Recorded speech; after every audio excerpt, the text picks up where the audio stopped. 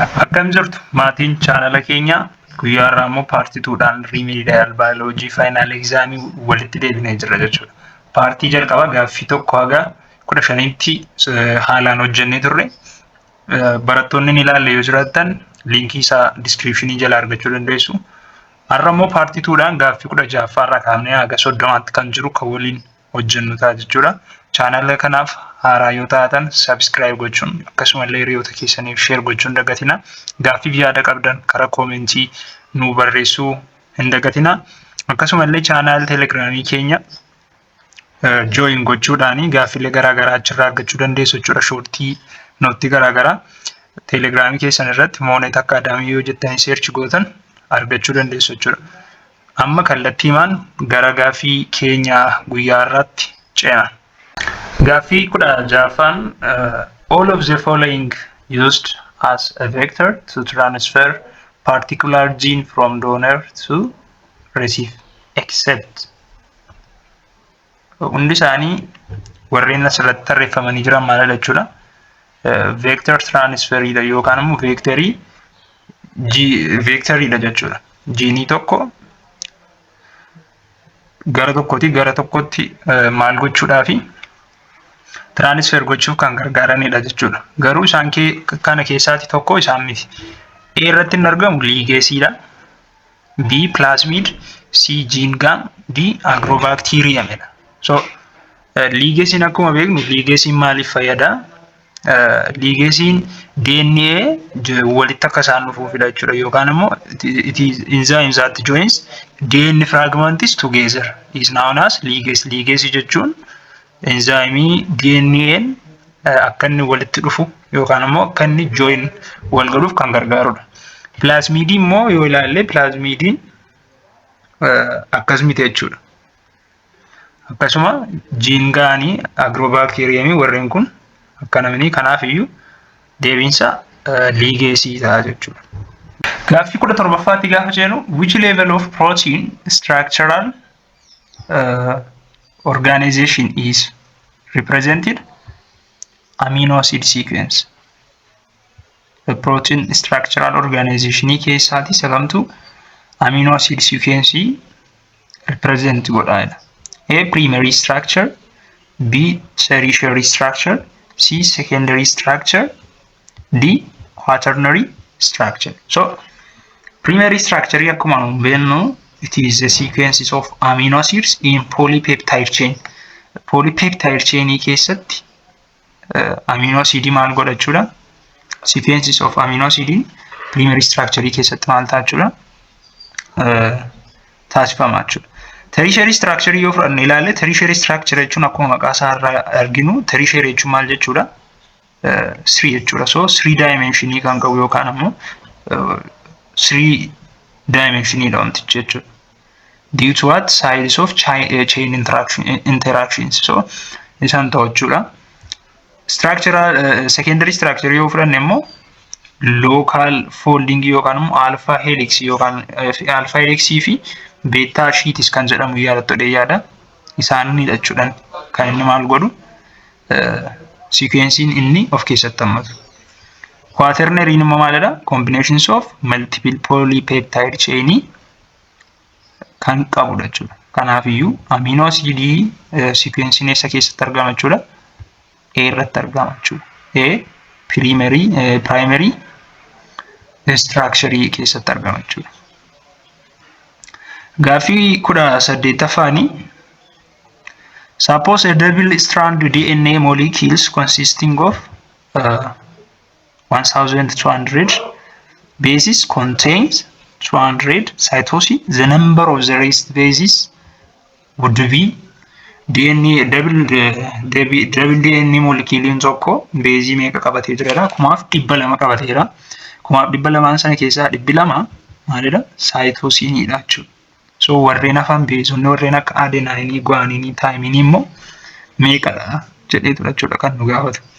So kana beekuu fi jalqaba maal gochuu qabna? Akka beeknu cytosine maalii wajjinidha kan inni pair ta'u? Cytosine pair kan inni ta'u guanine wajjinidha jechuudha. Guanine wajjinidha. Adenine immoo thymine wajjin. taayimiin hojjete. So erga kana ta'eeti saayitoosiniin keenya 200 kanaafi asiidii maal goona jechuudha 200 isa irra jiru kana ta'a jechuudha. Because cytosine pairs with guanine, adenine pairs with thymine.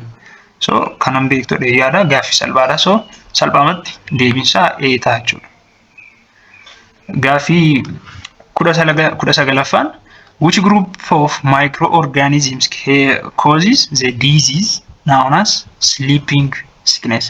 Microorganismii warreen barreeffamaniiran kana keessaati kamtu dhibee sleeping sicknessiidhaaf sababa ta'uu danda'a jedha.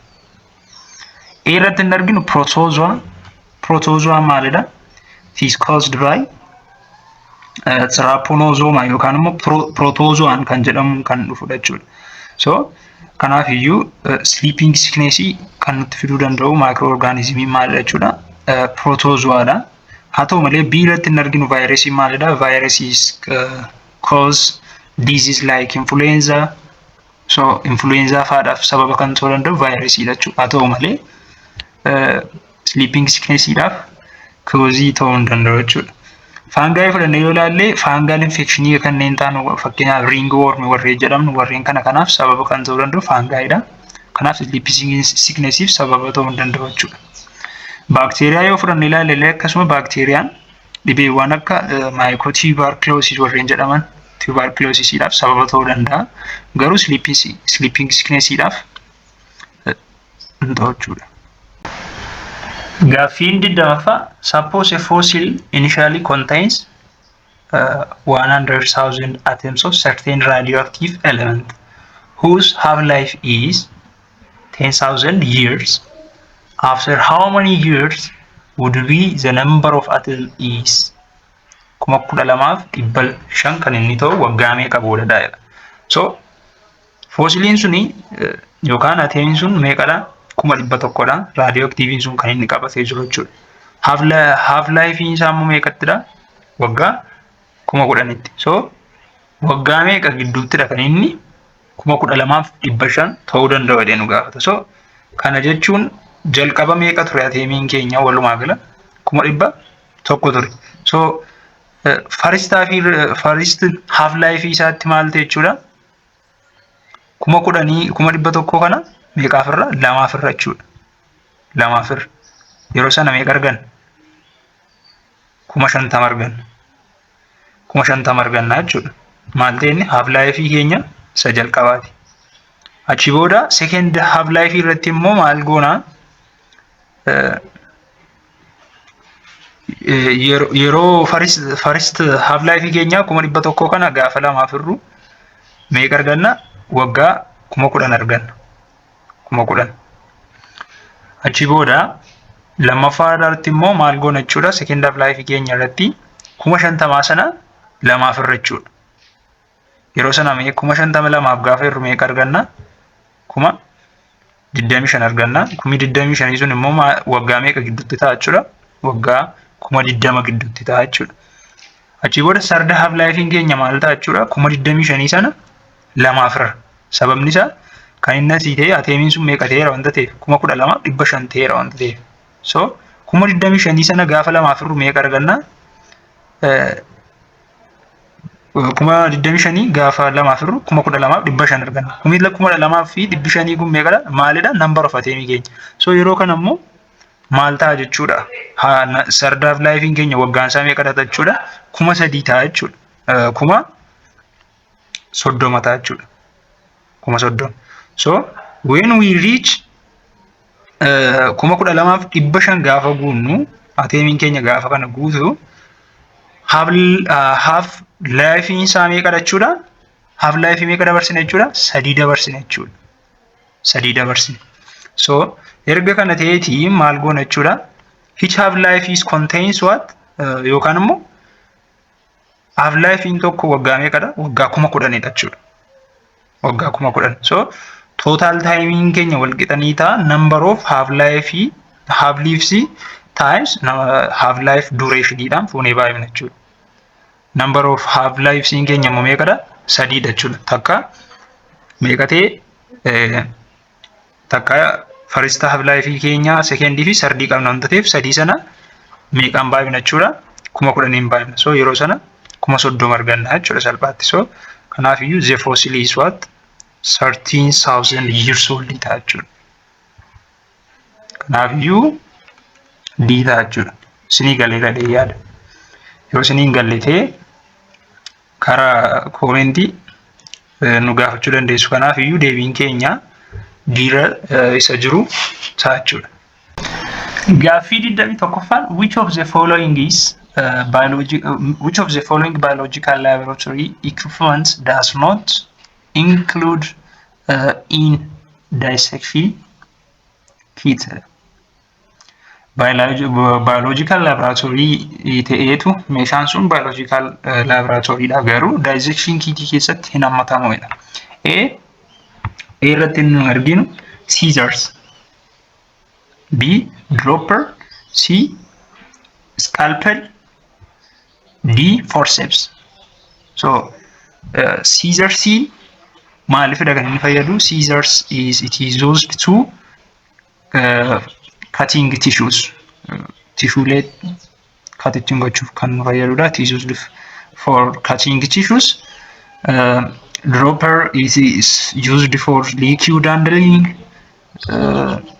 as well as scalpel yoo fudhanne ilaalle maalidha jechuudha? Small sharp kan ta'ee fi garuu maal miti jechuudha? Heat type ta'ee maal keessatti hammatamu? Dissection kit keessatti kan hin hammatamnedha jechuudha. Maaltu? Scalpeliin jechuudha. Kanaaf iyyuu isa ta'a jechuudha deebiin. Forceps yoo fudhanne ilaalle tissue hold gochuuf kan fayyadudha jechuudha. Yookaan immoo the tools used for holding tissue is known as forceps. So kanaaf iyyuu hundi isaanii A, B fi C, D irra warreen jiran dissection kit keessattidha kan isaan hammatamanii garuu scalpeliin miti jechuudha. Gaaffii 22ffaa which of the following is true about the dark or light independent reaction of photosynthesis? Kamtu waa'ee dark yookaan light independent reaction of photosynthesis ilaalchise dhugaadha kan nuun jedhudha jechuudha. A it occurs in grana of chloroplast. So false jechuudha kun sababni isaa dark reaction grana osoo hin taane maal keessattidha jechuudha kan inni reaction gaggeessu stroma keessattidha jechuudha. B formation of NADPH and ATP. So inni kun maalidha? Himni kun maal soba isaa taasisa? Sababni isaa NADPH fi ATP kan inni isaan form ta'an maal keessattidha? Light dependent reaction dha jechuudha. Light dependent reaction dha malee light independent miti. Asirraa akka argitan immoo independent dha malee dependent miti jechuudha. Sirratti hin arginu carbon dioxide and hydrogen are combined to form glucose.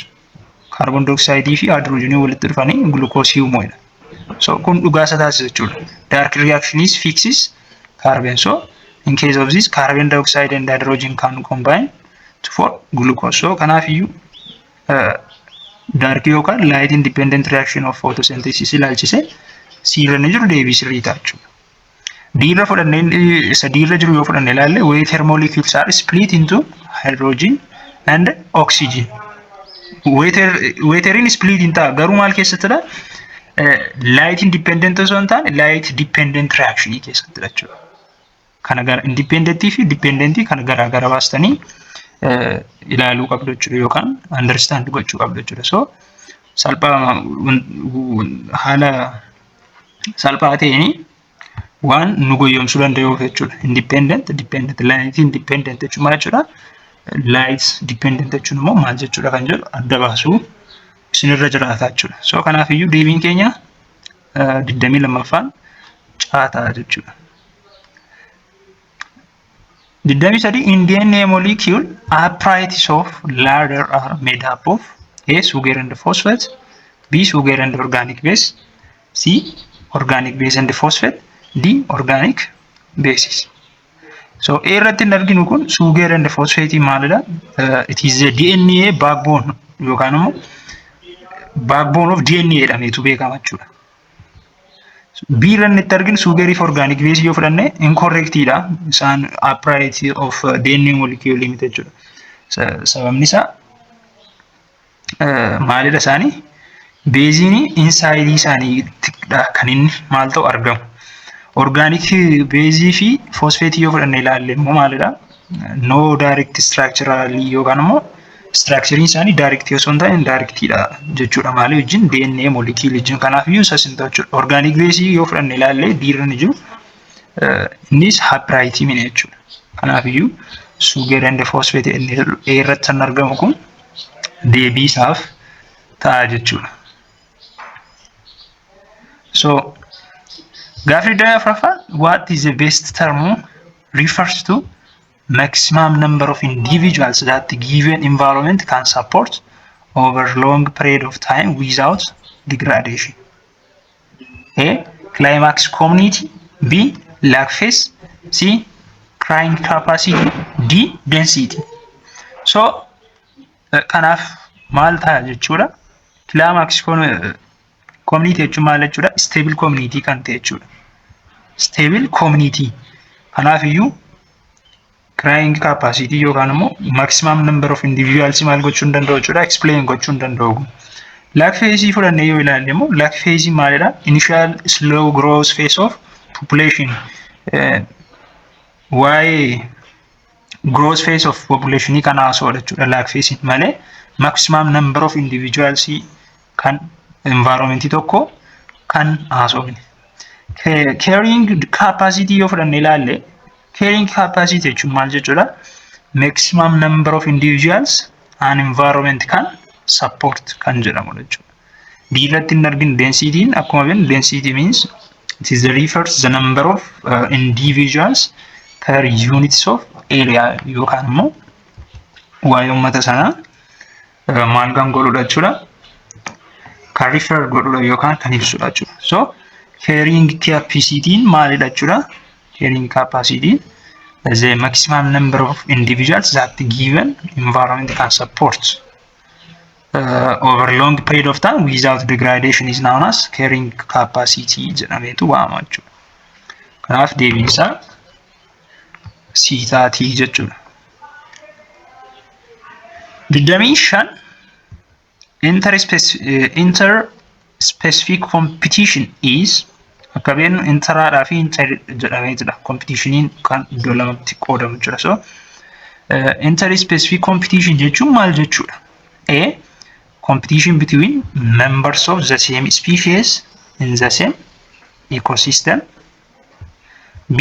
Competition between members of the same species in the same habitats. C. Competitions of members of different species in the same ecosystem. D. The competition between members of different species in the same habitat. So, sirriitti xiyyeeffannaadhaan yoo ilaaltanii malee kan nama miliqudha jechuudha kun. Wal fakkaatu filannoon isaa. So irratti hin arginu competition among the same species in the same ecosystem. So kun maalidha? Inter-specific competition yoo ta'an intra-specific competition jechuudha. Intraadha. B irratti hin arginu the same species the same habitat. Kun immoo still intra-specific competition jechuudha ammallee. C irratti arginu different species the same ecosystem garuu. So inter-specific jechuun calqabuma inter-specific competition jechuun maal jechuudha? Between species jechuudha yookaan immoo different species jechuudha. So kanaaf iyyuu caarranni jiru kun maalluu ta'a jechuudha? Deebii nuu ta'a jechuudha. Diirra isa fudhaa jiru immoo yoo fudhanne ilaalle the same habitat jedhuuf malee maal ta'a jechuudha? Ta'uu danda'a. Habitaatii osoo hin taane habitaatii gaafatama maal ta'a? Inter-specific ta'a jechuudha ammayyuu. So kanaaf iyyuu inter-specific competition means the competition between what? Members of different species in the same ecosystem. So Kanaafi asii ta'a jechuudha gaafii. Gaafii 26ffaa what is the name of the process which mRNA code converted into polypeptide chain?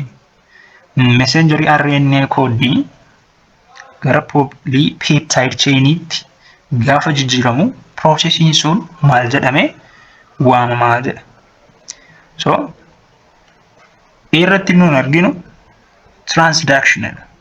Transduction means the gene transfer by virus. Virus idani gene gaafa transfer ta'udha jechuudha. Virus ida. Wadda.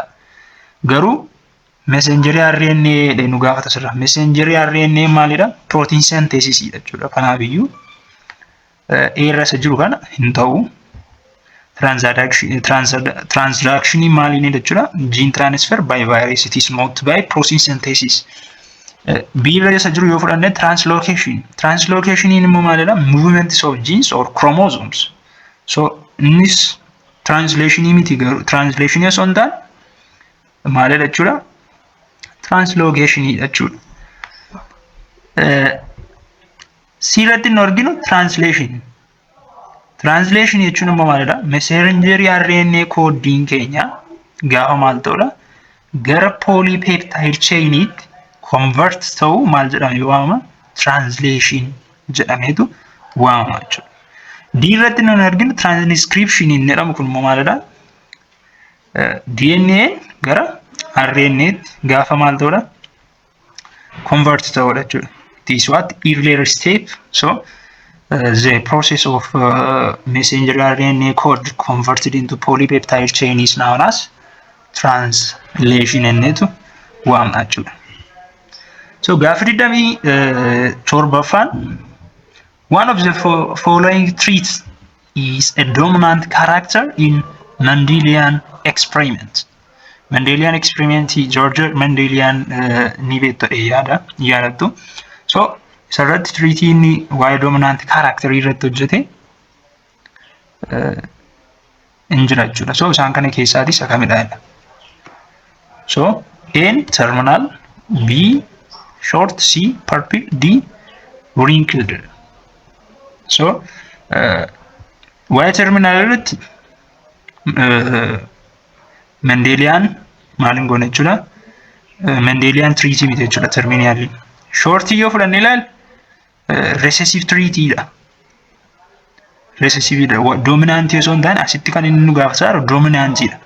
Garuu waa'ee short irratti Mendelian experimentiin maal irratti jechuudha? Dominant yoo ta'an waa'ee recessive treaty irratti dha. Kan inni maal godhe experimentii isaa hojjete. So purple dha kan biraan. So dominant irratti Mendelian experimentiin maal jechuudha? Purple jechuudha yookaan immoo dominant trait for flower color in Mendel's experiment is what? Purple. So kanaaf iyyuu caataa jechuudha. Wrinkled yoo fudhanne ilaalle innis maalidha? Recessive jechuudha. Kun lamman shortiif wrinkled maalidha? Recessive. Booddeetti deebitanii dubbisuu dandeessu recessive trait jechuun maal akka ta'e jechuudha. So shortiif wrinkled irratti maalidha jechuudha? Recessive trait jechuudha. Dominant trait irratti immoo purple fi maalidha? Dubbistanii hubachuu dandeessu jechuudha. So kanaaf deebiinsa caataa jechuudha. 28 which of the following examples that shows significance of biotechnology? A. Using dung to fertilize the soil. Kun traditional farming jechuudha. It is not biological. B. Using genetic engineering to improve plant growth. Correct. This is a classical biotechnology application. Genetic engineering fayyadamne plant growth maal gochuun improve gochuun it is the main significance of biotechnology. So B jechuudha. Sirra jiru isa jiru yoo ilaalle digging large holes to conserve rain water. Inni kun immoo maalidha? Water management dha malee biotechnology jechuudha. D irra jiru yoo fudhanne ilaalle building trays to minimize soil erosion. Kunis soil conservation tekniikiidha malee biotechnology miti jechuudha. Kanaafuu biotechnology kan ibsu kamidha? Using genetic engineering to improve plant growth is what? It shows the main significance of biotechnology. So the answer is B.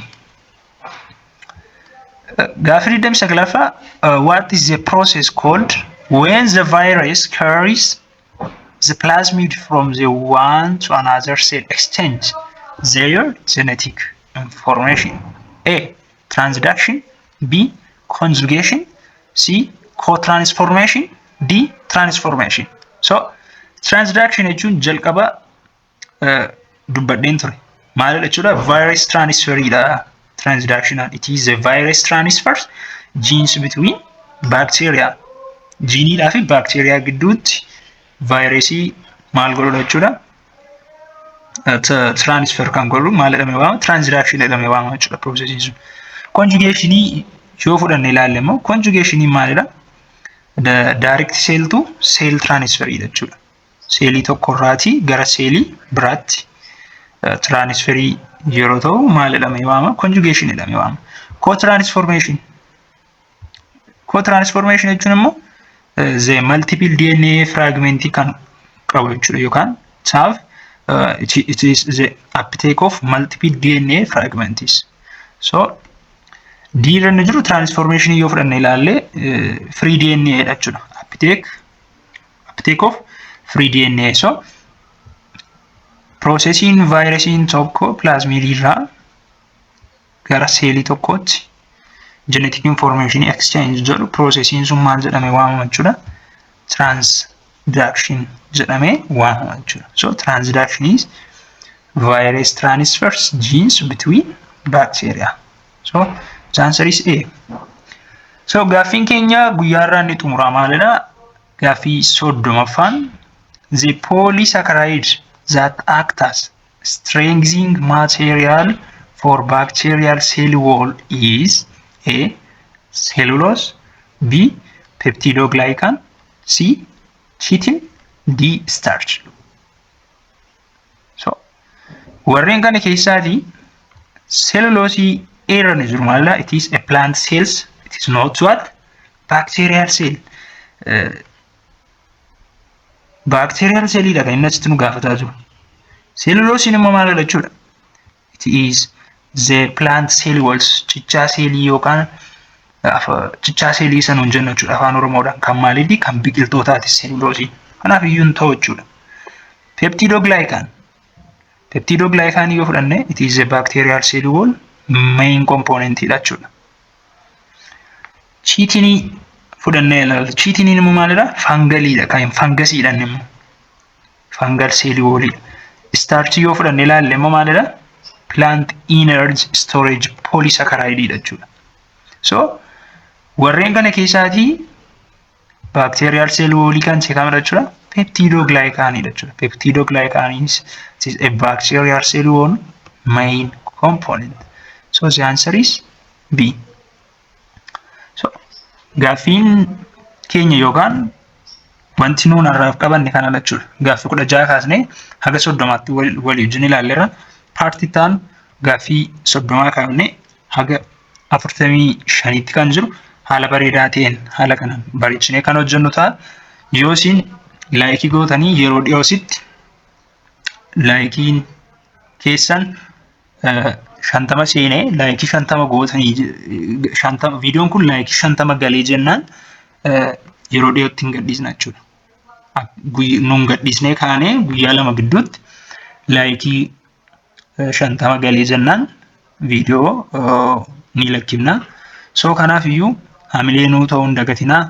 Laayikii yoo gootan yaada yoo nu barreessitan akkasiin nu wajjin jirtan wanta beeknuu fi yaada nu barreessuu hin dagatinaa. Akkasumallee hiriyoota keessaniif sheer gochuu hin dagatinaa. Afaan keessaniin baradhaa isiniin jenna. Haga yoonatti argineerra afaan Oromoodhaan chaanaaliin remediaalii koorsii hojjetu hin jiru. Nuti chaanaala jalqabaati. Kanaaf iyyuu afaan keenyaan haa barannu isiniin jenna. Paartii taanuun haga walitti deebinutti nagaan nuuf tura.